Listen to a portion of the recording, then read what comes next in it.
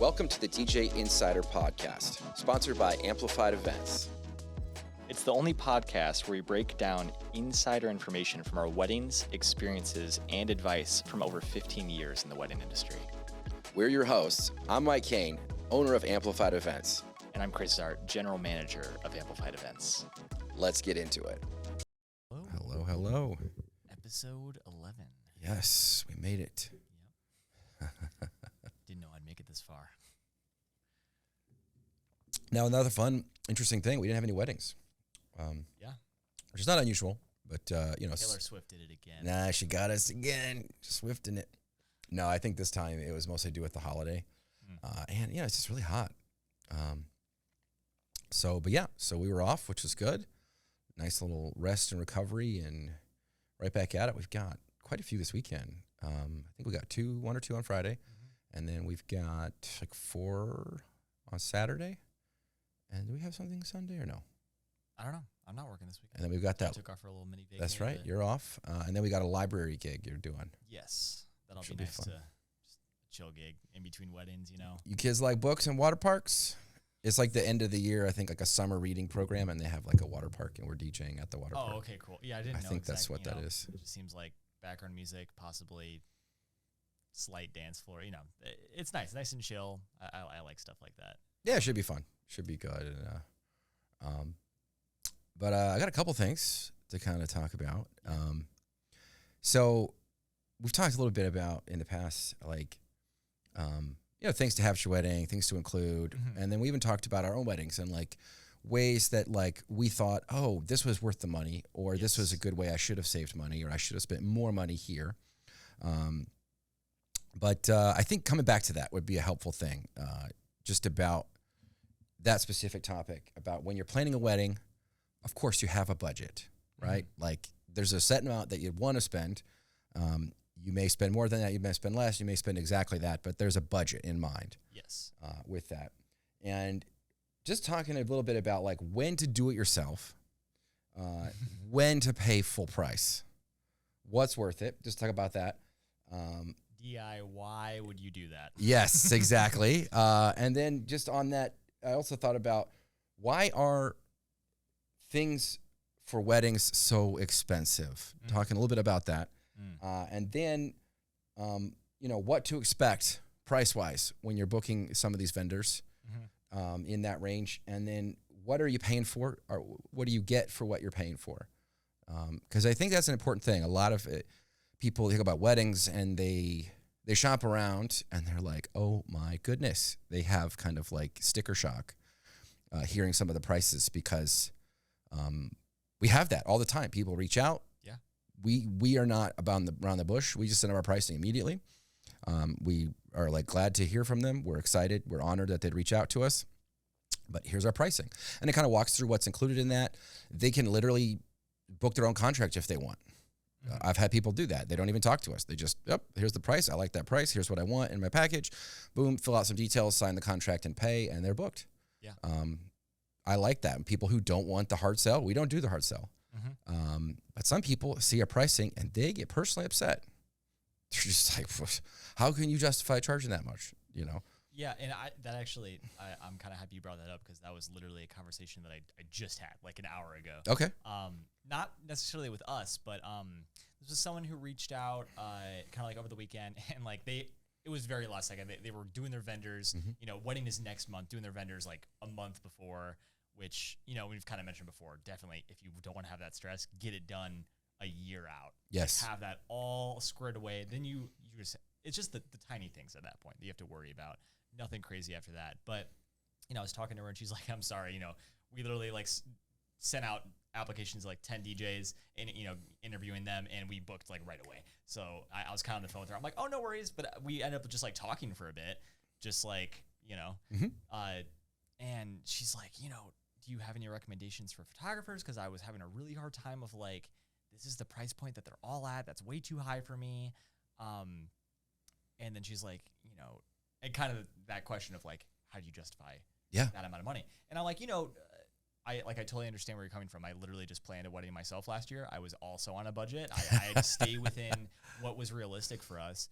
But when it comes down to and this is like really, for photographers, DJs, videographers, they have years of experience.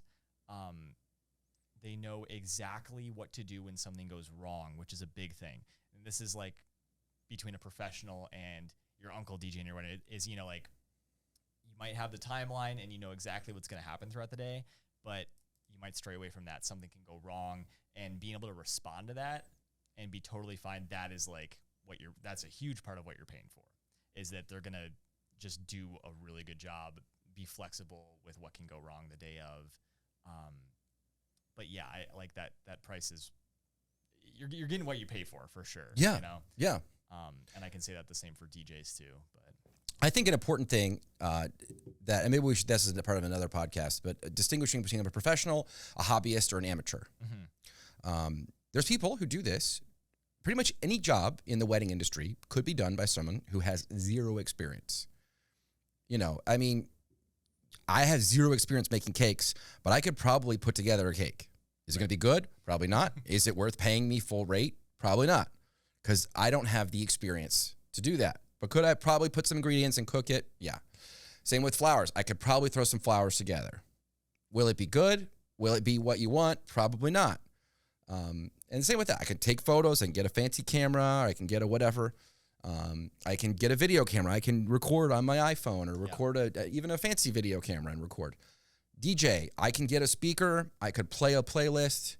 That is not a professional person doing that job. They don't have experience. They don't understand and know how to use the equipment and all the utility. But they also don't have the experience in dealing with difficult and stressful situations. When you're going to a wedding, you're kind of going into battle. Yeah. There's just so many unexpected pitfalls and attacks from all different sides. Mm-hmm. Sometimes you get it from the venue, from other vendors, from the couple, from the family, from the friends, from the wedding guests. There's all different kinds of things that are going to trip you up because it's a big day. You're planning all these things. There's a lot of vendors and people working together. There's a lot of details that are coming to a head all at once, and all these people are here ready to go. Yep. And to me, a professional is somebody who has experience doing that, lots of experience. They handle themselves in a professional way. They are able to deal with the stress for the most part. They are able to stand by their work. They have integrity. They promised you X amount. I will do this amount of work, this type of work for X amount of dollars, and I will deliver that. I will deliver it on time. I will be there on your day of, and I will do that service that you're paying for. And then to me, a true professional, they're going to try to go above and beyond that. They're going to try to outdo that in a way that makes it unique and special and memorable and, has you raving about that experience. But there's people, unfortunately, who are going to try to, say whatever they think you want to hear to get you to sign and pay them, and then they're going to under-deliver. They're going to try to take from you as much as they possibly can. Or what I often find, I don't really think most people are that conniving or sneaky. I really think what happens, it's a hobby. They're just like, I'm not, whoa, you want 900 songs? Whoa, you want this type of flower? Whoa, you want, I was going to be there for 3 hours to take photos. I wasn't going to be there all day, Yeah. They don't really have the experience to understand what it takes to do that work. And so they kind of phone it in, or they put in as little effort as possible. Or it's, I've been working all week at my regular job and I just DJing. That seems like a lot. So I just want to have fun. I'm just trying to make some extra cash. It's just a side hustle. And that's unfortunate because that's somebody's wedding. But you really do, in the wedding industry, you kind of get what you pay for. When we talk about budget and we talk about weddings, it's a very personal thing. Some people can really afford a lot. Some people can't. Some people want a lot and they don't have the money to back that up. And I think some people go into it not really knowing what to expect and they're in shock. But I think you should always, when you're planning a wedding, you should sit down, have a serious conversation about what you can afford, what you want to pay. I don't think it's worth going into debt for your wedding. That's just me. But some people have no problem with that. I do think that you should prioritize, figure out what are the things that are most important to us about this day. 2 or 3 things. That's it. Figure out what those 2 or 3 things are. Is it the food? Is it the beautiful venue? Is it having gorgeous flowers and decorations? Is it having an amazing dress or suit? Is it having top-notch entertainment? Mm-hmm. Is it having the most incredibly artistic photographer and videographer to capture those memories? Yeah. What's most important to you. And that will help guide where you need to spend your dollars. Yeah. Or dessert, cake, donuts. I've seen all kinds of things, iterations. There's all kinds of unique ways to make the day special and memorable. And there's always amount that I'm telling you, if you want to spend more money on your wedding, you always can. If you want to find a way to do it cheaper, you always can. So you have to let that kind of lead the conversation. But I think it's really a unique thing, and it's an important thing to figure out, why are things so expensive? Start there. Sorry, yeah. Yeah, and I think that's a question that vendors should be able to answer. This is an important day. This is a big day. That's what I was going to get into, yeah. And we know it. It is literally it's a very important party that you're, bonded to this partner, and you want to have a party and you want to remember it. So as a DJ, I can only talk for that. I can't talk for why flowers are expensive or photographers, but I imagine there's something about that. I have top-notch material, I have top-notch experience, and I should be paid top-notch because I'm going to be able to deliver that service on this very important day that you don't want somebody to mess it up. Yeah, and I know, I think it's the same for any vendor, not just us, because of how important that day is, you got to get it right. Yeah. I know that mistakes definitely happen. And I got to say 99.8% of the mistakes that happen on our job, and probably with other people too, are things completely out of our control. Timeline getting screwed up, technical difficulties, that stuff happens. But other than that, we are trying our absolute hardest to make you can't have anything be perfect. Yes. But you can strive for perfection. That's right. And that's all we're trying to do. And that's what you're paying for is a professional compared to someone who it's just their hobby, like you were saying, that strive for perfection and getting it as close as we can to perfect. That's really important. Yeah. So then we're getting back to the budgeting. Where could you save if you need to save? Where should you spend more if you need to spend more? I'm a DJ, so I think your memories and the actual wedding experience, those are the most important. I've DJ'd literally in a parking lot. I've DJ'd in an open field under a tent or not even in a tent. I've DJ'd in the most remote, strange, in a garage, in a barn, anywhere and everywhere. If we can get power out there and we can get people dancing, we're going to do it. I love venues. They're absolutely gorgeous, but they're not in everybody's budget.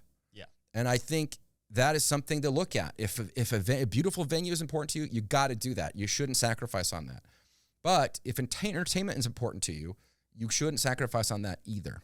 Yes. And I also think your memories, your photos, your video, the people capturing those, you don't want to do that yourself. Unless you're a professional and you know that you can do that. By the way, I don't recommend you do that, but I recommend you ask another friend or another professional that you trust, I'm sure. Right. Speaking of the choir here, photographer and video. But I don't think that's something you should try to go cheap on. Do it yourself. I think you're going to want those memories. You're going to want them captured the best way possible.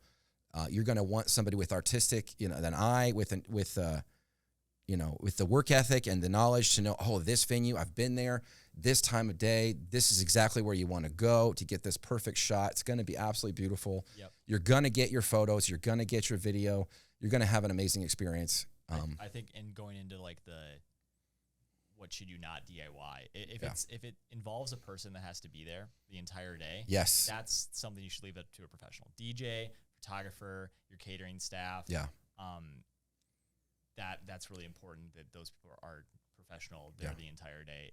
Anything else, I really think, decoration, the venue space, whatever, you could really do it yourself. And you can I've seen a lot of people completely do it by themselves. Very creatively, and they've done a great job. But that comes at a big cost. That's a lot more work for you, a lot more time, and a lot more stress the day of stuff that you're worrying about setting up all the centerpieces when you could have hired that out. Right. It's just that's the trade-off. That's right. Yeah.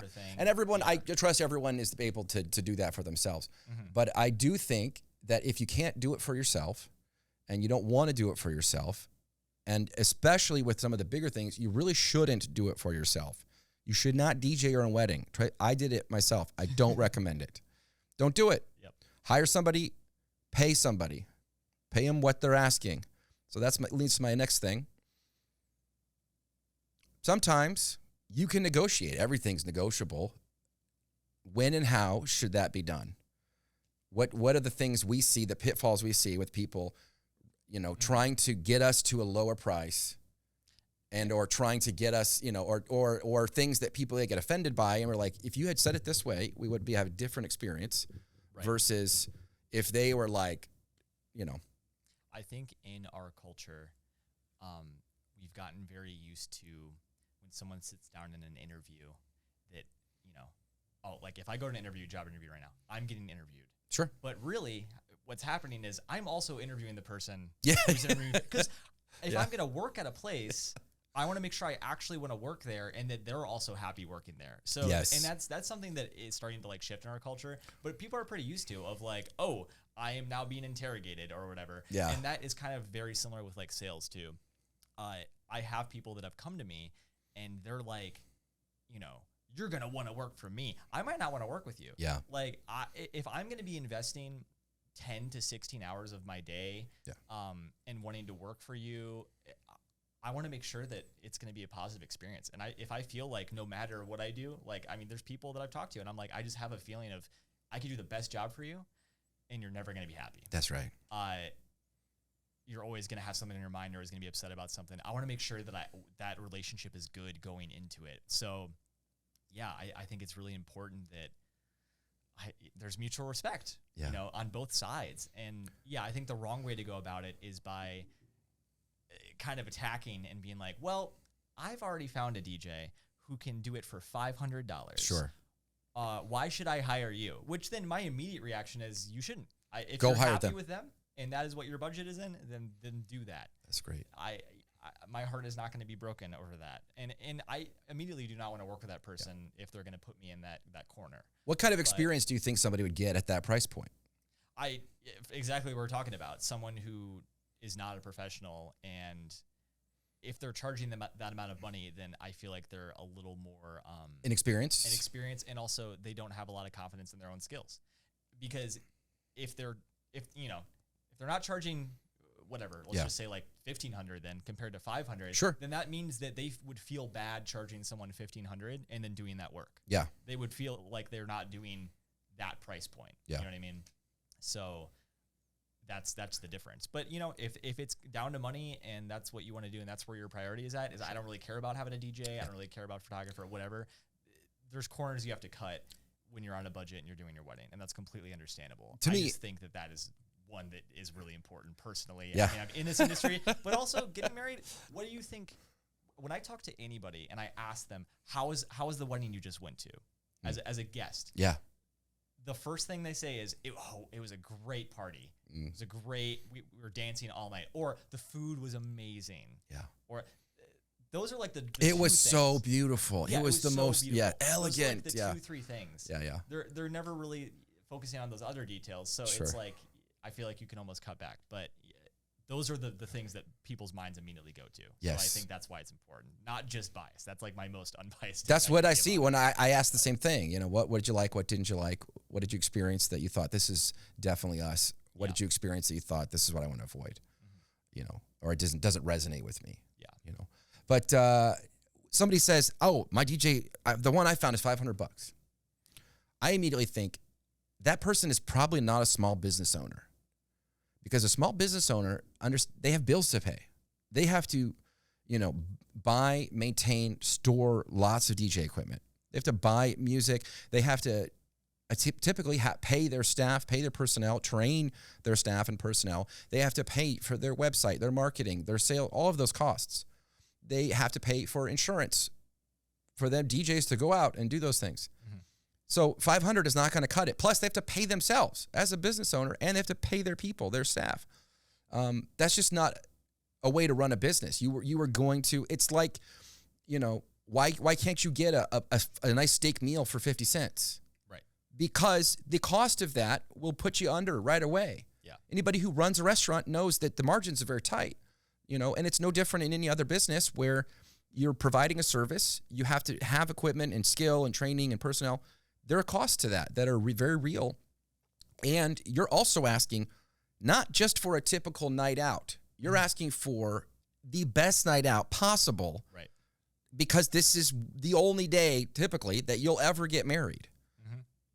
To me, you should expect to pay a premium for that, because if you want a premium experience. Yes. If you are fine with the guy who's like, I do 2 or 3 weddings a year, just a side thing, $500 is good money to me to spend a couple hours on a Saturday. Yeah. I would worry if that guy has used that equipment recently, if he knows how to use it, if he has much experience running a good, and if he's that good, why isn't he doing this full time? Why isn't he running a small business? And why isn't he charging more? I feel like any person who does this day in and day out in the weekends and spends enough time doing this, you're like, I'm working really hard and I want to be paid well for my efforts here. I want this to be worth doing it, but I also want to be taken seriously as a professional and as a person in this industry. We're even at more of a disadvantage in the area that we live in because we don't work for 4 or 5 months of the year. Yes. Like we're only really working half the year. So it's like, I'm making good money now. Sure. But after December, it's like, I don't really have any weddings. So it's like, we have to make sure that we're charging enough because we have people to pay. Like that's right. And it's one day. It's not Monday through Friday. Yes. It's one day. It's not 40 hours. Yep. It's 12 to 16 hours. Mm-hmm. And it's literally 26 weekends we're very busy and 26 weekends we are not. There's just people don't get married in the winter in this part of the country. By the way, if you're looking to save, get married in the winter. That is a good time. Lots of vendors will be available, your favorite ones, in fact. A Sunday in the winter? Sunday in the winter, nobody has that date booked, fully booked. Yep. You have some negotiating power with that date. You should ask if they offer discounts off season. Work that time. Yes. The venue is never booking. Like all vendors are not. That is true. I didn't really thought about it. So a good way to negotiate is to have to be flexible on when you're asking and how you're asking. To me, it's like, it's a Wednesday. We don't do many weddings on a Wednesday. Yeah, we can give you a discount for that. Book that day. Yeah. Yes. I think also, to me, I always appreciate when couples are honest with me about, this is our budget. This is what we're working with. We really want you. So I'm like, I want to work with someone like that versus somebody, you're way too expensive. Why are you so pricey? Why should I ever pay for you? That's exactly what I was going to double back to of like when I was mentioning the person who's like, I found someone cheaper. Yeah. Why should I go with you? Same thing. If you give me a reason to want to work with you, I want to work with you. If you're totally like, this is our budget we're working with, we've heard good things about you. What can you do to be flexible? Yeah. I'm happy to be flexible. That's a different conversation. Completely different. We want you. This is our honest limit. Can we make this work? Can we get something? Can we work together? Because we want to work with you. That's a different conversation than I don't think you're worth what you're charging. That's a different approach. One, there's a humility and there's an appreciation for the work you've already done. They see, you did my friend's wedding, or I see your reviews. I want the type of experience that I see your customers have. I can't afford it, given my budget, given the things that are important to me. I want it all, and this is one of those ones that I'm just tighter on than I wish I was. Also, if you're angry at the wedding industry and all of your vendors for being too expensive, don't have a big wedding then. Yeah. That's your choice. It's your choice to be upset at that kind of stuff. You know what I mean? It's so wild when people take it personally. Yeah. When I'm just operating as a business and we send them our pricing and their personal. I'm not trying to It's not a personal thing or anything. Yeah. I'm not like, give me all your money. That's not it at all. Yeah. It's just. Yeah. I don't do the games. I definitely don't do the hard sell. I don't pressure people. I want people, and I legitimately tell this all the time, that if we're not the right vendor for you, I want you to find that person because it's your wedding day. It's a big deal. I want you to take the time necessary to find the vendors that you trust, that you have a bond and you have a vibe with, that you're like, this is the person I want there. We all want to have a good time on the wedding day. We all want to be happy. Yeah. And I want to be able to trust that the people there are going to be celebrating with me and they're going to be dedicated to the success of this thing. Yes. Some people you have that vibe with and some you don't. And I want people to trust that. And I want them to shop around. I want them to read reviews. I want them to interview their vendors and interview us and ask us all kinds of questions. We're not shy about answering those. But we definitely don't want to work with somebody who automatically, off the bat, before we even meet them, are like, there's no way you are worth what you're asking. Really? How could you possibly know that? Yeah. Before a conversation even happens to you. That's always the worst. Yeah. Or I've already shopped around and this is the price I want to pay. Can you beat that price? I just, if you already found it, then you're good to go. That's great. That sounds like you found your DJ. Price is the most important factor. that is the most important thing in your wedding DJ, we're not the right company for you. That's also why we send the pricing right up front, because we do filter out a lot of the people who all they care about is price and the lowest price possible. So, okay. It's just how it works. You get what you pay for. If you want a quality person, you got to pay them. You know, if you want to do it yourself, I mean, in no other industry do you get this type of, you know, adversarial interaction. You know, when you go in to have a heart surgery, you're not, of course you're upset about the price, but you're not like trying to bilk the surgeon.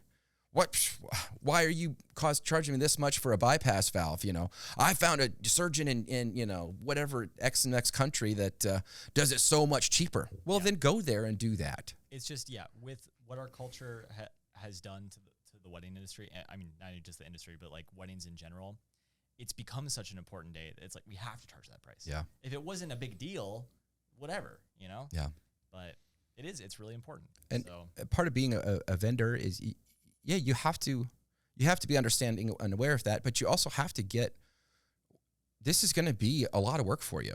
And not just during the wedding. There's a lot of prep, there's a lot of planning, and there's a lot, like I said, experience that you're paying for. You know, do you want the guy working on your plumbing when you have an emergency, your pipes freeze and your basement's flooding? Do you want the guy it's my first time working on plumbing, just trying to get some experience. Yeah, it's $300. I'll come out and, you know, hopefully I can find the problem for you. Or do you want somebody who knows exactly what to do? They have tons of experience. They come in, they clean it up, they fix the problem right away. Yeah. And you got to pay them because they came out at 1 a.m. to save you thousands of dollars of anguish from your home getting destroyed. And I mean, the big thing too is just like, it could ruin the wedding day. Yes. You go with the wrong person. And you get one shot at that, unless you're going to be divorced soon and marry another. That happens too. Yeah. We love repeat customers. I'm all about that. We love the DJ. It didn't work out with my partner, but yeah. The entertainment was great. Yeah. The marriage wasn't, but the entertainment was great. That's always nice. That's good. Repeat customers are what we want. But, you know, I'm not pushing for that. But yeah, you get one shot at this. It's not a do-over kind of thing. And so I do take it seriously, and I also take it seriously on the back end. If somebody really didn't have a good experience, I want to listen to them. I want to refund their money. I want to find some way to make it right in some way. But that's part of the professionalism. I stand by it. I'm not going to ghost you. I'm not going to want to answer your calls, want to answer your emails. I want to get back to you. I want to help teach you to have the best experience possible, and I want to listen to what you want and help make that happen. But and to make myself probably sound as, you know, less biased than I already am about obviously being a DJ and whatnot. Doing my wedding last year, I definitely wanted to spend more money on a photographer and the venue and the staff that I was hiring. And I got to say, like, the day of the wedding, I was not worried about any of them because they had proven to me up until the wedding date, all the meetings we had, that they were on top of it and I didn't have to worry, which I would have been, I already had a million things running through my head and so many other things stressed me out. It would have been so bad if I would have also had to worry about, are you doing your job? Yeah. Am I going to be able to rely on you? Or are you going to do a good job? You know? So yeah, it's just like taking away as much stress as you can before your wedding day is going to make it a better time for you. Yeah. Cause you know, I mean, honestly, wedding days they're really about the people you invite. You're throwing a party for everybody. You want to make sure it's a good time. And yeah, but if you can just take off that stress, you're going to have a better time. Your guests are going to have a better time. That's all I can really say. Are there any tips and tricks with dealing with price issues, with the pricing questions, with pricing? I mean, the things that I always think about and the things that come up a lot, and I'm happier to bundle in a service, like throw an additional service for free or for cheap or for a discount. Yeah. If that service is important to you and that price, you don't want to pay it, that's a conversation we can negotiate about. But when somebody's like, I don't value your time, you know, I want you playing till 3 a.m. and I don't want to pay for it. Yeah. You know, sometimes people come to us and they're like, yeah, there's a 3-day event.